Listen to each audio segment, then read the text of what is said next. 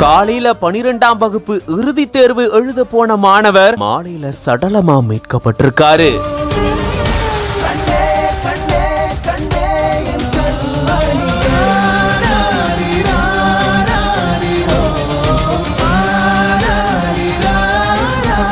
இறுதி தேர்வு முடிச்சாச்சுன்னு கொண்டாட்டத்துல ஈடுபட்ட மாணவருக்கு இப்படி ஒரு நிலைமையா?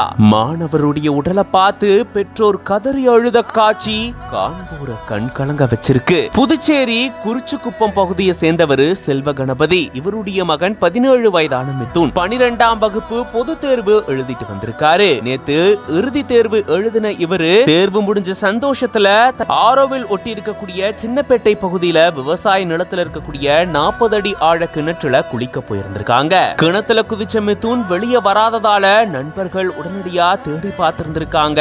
அதை தொடர்ந்து அக்கம் பக்கத்துல இருந்தவங்க கிட்ட சொல்ல அங்கு இருந்த மக்கள் மிதுனை தேடும் முயற்சியில் ஈடுபட்டிருந்திருக்காங்க. ரொம்ப நேரமாகியும் மிதுன் கிடைக்காத சூழல்ல ஆரோவில் காவல் நிலையத்துக்கும் வானூர் தீயணைப்புத்துறைக்கும் தகவல் தெரிவிக்கப்பட்டிருக்கு. சம்பவ இடத்துக்கு வந்த போலீசார் மற்றும் தீயணைப்புத்துறையினர் மாணவரை தேடும் பணியில் ஈடுபட்டிருந்திருக்காங்க.